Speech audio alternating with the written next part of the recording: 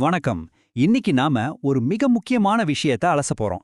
தொழில்நுட்பம், சட்டம், அப்புறம் நம்ம ஓட்டு மேல இருக்கிற நம்பகத்தன்மை. இந்த மூன்றும் ஒன்னா சந்திக்கும் ஒரு மாபெரும் சட்ட போராட்டத்த இன்னைக்கு ஒரு சட்ட பகுப்பாய்வாளரோட பார்வையில இருந்து ரொம்ப தெளிவா பார்க்க போறோம். இந்தியாவுல வாக்குப்பதிவு இயந்திரங்கள் பத்தின விவாதங்களுக்கு ஒரு எண்டே கிடையாது, இல்லையா? இப்போ ரொம்ப சூடா போயிட்டு இருக்கிற இந்த விவிபேட் சரிபார்ப்பு விவாதத்தோட ஆணிவேர் என்ன? இதுல இருக்கிற சட்ட மற்றும் நடைமுறை சிக்கல்கள் என்ன? வாங்க நேரடியா உள்ள போய் பார்க்கலாம். சரி, இன்னைக்கு நாம என்னென்ன பார்க்க போறோம்னு டக்குன்னு சொல்லிடுறேன். 1. வாக்கின் மீதான நம்பிக்கை. 2. விவிபேட் எப்படி வேலை செய்யுது. 3. தமிழ்நாட்டோட டேட்டா. 4. 100% சரிபார்ப்பு வழக்கு. 5. 2 தரப்பு சட்டவாதங்கள். மற்றும் 6. உச்சநீதிமன்றத்தோட இப்போதைய நிலைப்பாடு. பகுதி 1. வாக்கின் மீதான நம்பிக்கை. ஒரு சின்ன ஃபிளாஷ்பேக். நாம ஏன் இப்போ இந்த விவாதத்துக்கு வந்து நிக்கிறோம்னு புரிஞ்சுக்கணும். ஆரம்ப காலத்துல நாம காகித வாக்குச்சீட்டுகளை பயன்படுத்திட்டு இருந்தோம். கள்ள ஓட்டுகளை தடுக்கவும் நேரத்தை மிச்சப்படுத்தவும் தான் இவிஎம் அப்படிங்கிற மின்னணு வாக்குப்பதிவு இயந்திரங்கள் வந்துச்சு. ஆனா என்ன நடக்குது? ஜெயிக்கிறவங்க இவிஎம் கொண்டாடுறாங்க, தோக்குறவங்க அது மேல சந்தேகப்படுறாங்க, இல்லையா? இந்த தொடர் சந்தேகங்களுக்கு ஒரு முற்றுப்புள்ளி வச்சு வாக்காளர்களோட நம்பிக்கையை 100% திரும்ப கொண்டு வரதுக்காக உருவாக்கப்பட்ட ஒரு சூப்பரான தொழில்நுட்ப தீர்வு தான் விவிபேட். விவிபேட் அப்படின்னா என்ன? Voter verifiable paper audit trail. ரொம்ப சிம்பிளா சொல்லணும்னா, நீங்க போட்ட ஓட்டு நீங்க நினைச்ச ஆளுக்கு தான் போயிருக்கான்னு நீங்களே பார்த்து கன்ஃபார்ம் பண்ணிக்கிற ஒரு காகித சரிபார்ப்பு முறை. சட்டப்பூர்வமா சொல்லணும்னா, இது இவிஎம் மிஷினோட இணைக்கப்பட்டிருக்கும் ஒரு இண்டிபெண்டன்ட் ஆடிட்டர் மாதிரி செயல்படுது. பகுதி 2 இந்த விவிபேட் சரிபார்ப்பு நிஜத்துல எப்படி வேலை செய்யுதுன்னு பாப்போம். ஒரு வாக்காளரா நாம பூத்துக்குள்ள போகும்போது இது எப்படி ஒர்க் ஆகுதுன்னு புரிஞ்சிக்க ஒரு சின்ன உதாரணம் சொல்றேன். நாம ஏடிஎம்ல பணம் எடுக்கும்போது ஒரு ரசீது வருமே, கவனிச்சிருக்கீங்களா? அதே கான்செப்ட் தான். ஆனா ஒரு சின்ன ட்விஸ்ட். இந்த ஒப்புகை சீட்டை நீங்க கண்ணாடியின் பின்னாடி ஒரு 7 செகண்ட் மட்டும்தான் பார்க்க முடியும். அதை அப்படியே மடிச்சு பாக்கெட்ல வச்சு வீட்டுக்கெல்லாம் எடுத்துட்டு போக முடியாது. பார்த்த உடனே அது மிஷினுக்குள்ள பத்திரமா விழுந்துரும். இதோட ப்ராசஸ் ரொம்ப ஈஸி. 1. நீங்க இவிஎம்ல உங்களுக்கு பிடிச்ச வேட்பாளர் பட்டனை அழுத்துறீங்க. 2. அடுத்த செகண்டே விவிபேட் மிஷின்ல கண்ணாடியின் பின்னாடி ஒரு ஸ்லிப் பிரிண்ட் ஆகி நிக்கும். 3. அதுல உங்க வேட்பாளர் பேரு, சின்னம் எல்லாம் சரியா இருக்கான்னு செக் பண்றீங்க. 4. அந்த சீட்டு அப்படியே கட் ஆகி கீழே இருக்கிற சீல் வேட்புப்பட்ட பெட்டிக்குள்ள விழுந்துரும். அவ்வளவுதான், சிம்பிள். ஆனா இங்கதான் மேட்ரே இருக்கு. இப்போதைக்கு உச்சநீதிமன்றத்தோட சட்ட நடைமுறைப்படி என்ன நடக்குது தெரியுமா? ஒவ்வொரு தொகுதியிலையும் ரேண்டமா குலுக்கல் முறையில வெறும் 5 விவிபேட் மிஷின்களை மட்டும்தான் செலக்ட் பண்ணி அதுல இருக்கிற சீட்டுகளை இவிஎம் ஓட்டுகளோட எண்ணி சரிபார்க்கறாங்க. இந்த 5 அப்படிங்கிற நம்பர் தான் இப்ப நடக்கிற இவ்ளோ பெரிய சட்ட போராட்டத்துக்கு மையப்புள்ளி. பகுதி 3. வெறும் தியரியா பேசாம தமிழ்நாடோட டேட்டாவை கொஞ்சம் அனலைஸ் பண்ணி பார்ப்போம். இதுக்கு 2021ஆம் ஆண்டு நடந்த தமிழ்நாடு சட்டப்பேரவைத் தேர்தலை நம்ம பெஸ்ட் உதாரணமா எடுத்துக்கலாம். நான் முதல்ல சொன்னேன் இல்லையா, அந்த 5 மிஷின் கணக்கு. அதை வச்சு பார்த்தா அந்த தேர்தல்ல அதிகாரப்பூர்வமா எண்ணப்பட்ட விவிபேட் மிஷின்களோட எண்ணிக்கை சரியா 1183. தேர்தல் ஆணையம் கொடுத்த ரிசல்ட் என்ன தெரியுமா? Absolutely 100% match.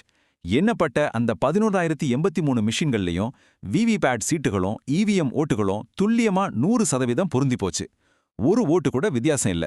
இது தேர்தல் ஆணையத்தோட நம்பகத்தன்மை வாதத்துக்கு ஒரு மிகப்பெரிய பலம். பகுதி 4.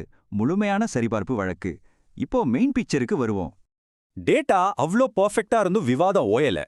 இங்கேதான் ஒரு பெரிய ட்விஸ்ட். அருண்குமார் அகர்வால் அப்படிங்கிறவரு உச்சநீதிமன்றத்துல ஒரு கேஸ் போடுறாரு. முன்னாடி நடந்த சில தேர்தல்கள்ல இவிஎம் ஓட்டுகளுக்கும் விவிபேட் சீட்டுகளுக்கும் கொஞ்சம் வித்தியாசம் இருந்ததை சுட்டிக்காட்டி, இப்படி 5 மெஷினை மட்டும் பார்க்கக்கூடாது, 100% எல்லா விவிபேட் சீட்டுகளையும் எண்ணி சரிபார்க்கணும் அப்படின்னு ஒரு டிமாண்ட் வைக்கிறாரு. இது மொத்த சிஸ்டத்தையே மறுபடியும் கேள்விக்குள்ளாக்கியிருக்கு. அவரோட வாதம் வெறும் சந்தேகம் மட்டும் இல்லைங்க, அதுக்கு பின்னாடி ஒரு ஸ்ட்ராங்கான மேக்ஸ் இருக்கு.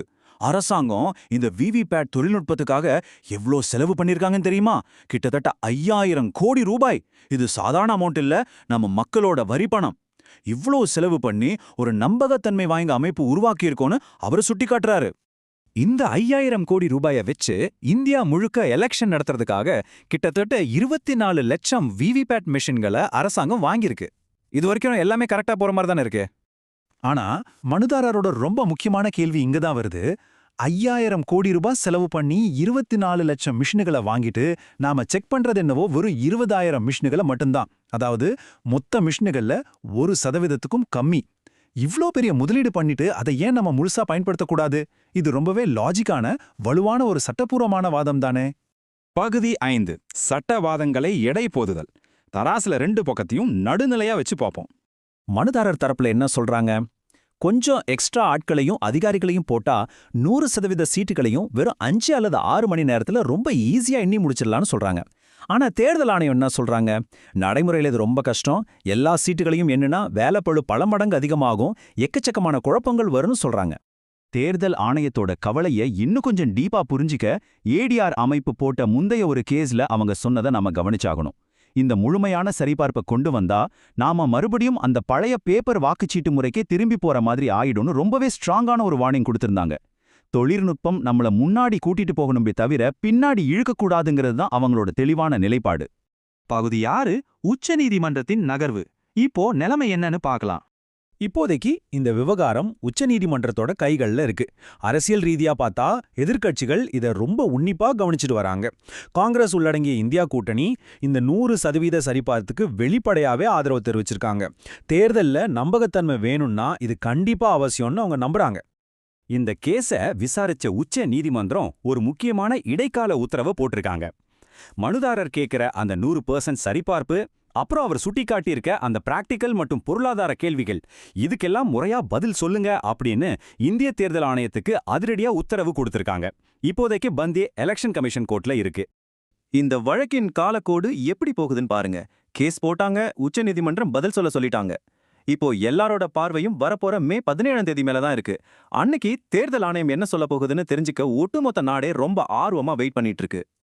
கடைசியா நான் உங்ககிட்ட ஒரு ஆழமான கேள்வி கேட்கிறேன். மனித தவறுகளை தவிர்க்கவும் நேரத்தை மிச்சப்படுத்துவதுதான் நாம காகிதத்திலிருந்து தொழில்நுட்பத்துக்கு மாறினோம். இப்போ மறுபடியும் அந்த மெஷின்ல இருக்கிற ஒவ்வொரு காகிதத்தையும் எண்ணுவது, இது ஜனநாயகத்தை நோக்கி நாம எடுத்து வைக்கும் முன்னேற்றப்படி நல்வழி பயணமா, இல்ல நாம மறுபடியும் பின்னோக்கி போறோமா? நீங்களே யோசிச்சு பாருங்க. இந்த விளக்க பகுப்பாய்வு உங்களுக்கு புதிய வெளிச்சத்தை கொடுத்திருக்கும்னு நம்புறேன். உங்களை இன்னொரு இன்ட்ரெஸ்டிங்கான டாபிக்கோட சந்திக்கிறேன். நன்றி.